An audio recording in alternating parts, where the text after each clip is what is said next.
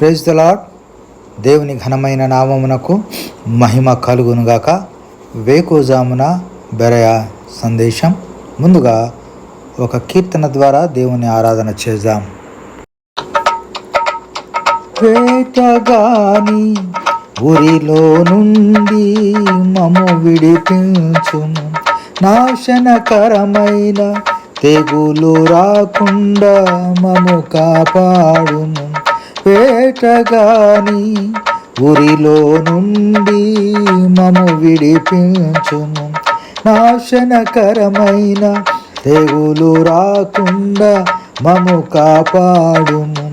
మా దినములను లెక్కించుటకు, మా దినములను లెక్కించుటకు నీ ప్రేమతో మాకు నేర్పించుము.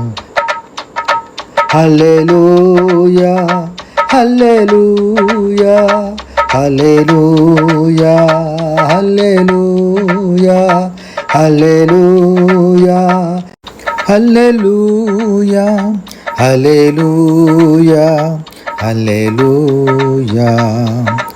ఉదయమున నీ కృపతో మమ్ము తృప్తి పరచుము, అప్పుడు మేము మా దినములన్నీయు ఉత్సహించి సంతోషించెదము.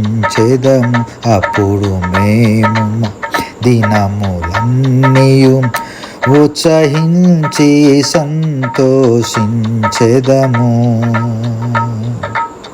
ఈనాటి దేవుని వాగ్దానపు వాక్యాన్ని చదువుకుందాము. 27వ కీర్తన 14వ వచనం. ధైర్యము తెచ్చుకొని నీ హృదయమును నిబ్బరముగా నుంచుకొనుము. ప్రభునందు ప్రియమైన దేవుని ప్రజలారా, వేకువజామున దేవుడు మనకిచ్చిన ఈ వాగ్దానపు వాక్యాన్ని బట్టి దేవునికి వందనాలు. మీ అందరికీ శుభోదయము, శుభములు. ముఖ్యంగా దావీదు మహారాజు తన జీవితంలో దేవుడు తన పట్ల చేసినటువంటి మేళ్లను దృష్టిలో ఉంచుకొని ఈ కీర్తన వ్రాసి దేవుణ్ణి మహిమపరిచినట్లుగా మనం చూస్తాం. ఆయనకు మరణము లేదా శత్రువులు ఆయన మీదకి వచ్చినప్పుడు, తనకు ప్రాణాపాయ స్థితి వచ్చినప్పుడు దేవుణ్ణి ప్రార్థించినట్లుగా మనం 7వ వచనంలో చూస్తాం.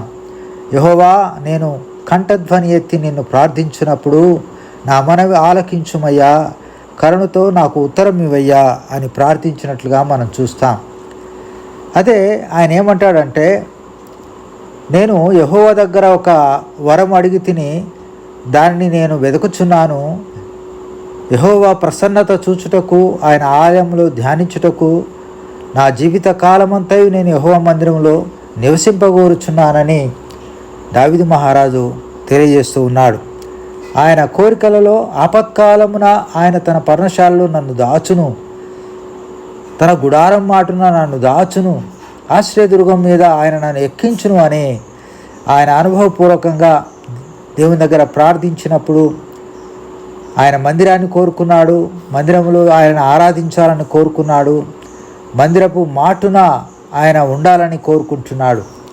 అలాగే దేవుడు అతనికి ఇచ్చినటువంటి ధన్యకరమైన విజయాలను బట్టి దేవుని స్తుతిస్తూ, ఘనపరుస్తూ, మహిమపరుస్తూ వ్రాసుకున్నటువంటి ఈ కీర్తన ఇది. ప్రియ దేవుని ప్రజలారా, మనం కూడా ఎన్నో రకాలుగా మన జీవితంలో ఆటుపోట్లని, ఇబ్బందులని, కష్టాలని, నష్టాలని, నిందలని, ప్రాణాపాయ స్థితులని ఎదుర్కొంటున్నప్పుడు దావీదు వలనే మనం కూడా బదులమై ఉంటున్నాము. ఆయన దగ్గర మనం అడిగేటువంటి వరం ఒకటే, ఏంటంటే నిత్యము ఆయన మందిరంలో మనం నివాసం చేయాలని, ఆయన మందిరంలో మనం చేరి ఆయన ఆరాధించాలని.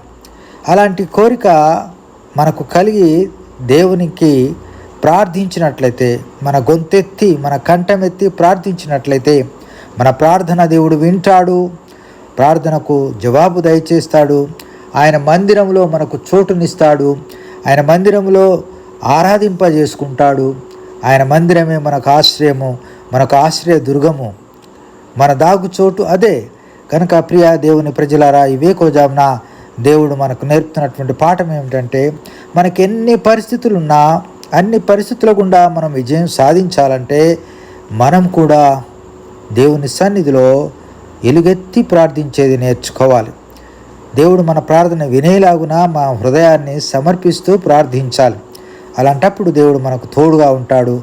ప్రతి సమస్య గుండా మనల్ని విడుదల చేస్తూ, జయ జీవితాన్ని మనకు దయచేస్తూ, మన జీవితాల ద్వారా ఆయన మహిమ పొందుతూ, మనల్ని ఆయన కొరకు ఈ లోకంలో సాక్షులుగా నిలబెట్టుకుంటూ నడిపిస్తాడు. అట్టి కృప నీకు నాకు దేవుడు దయచేయునుగాక.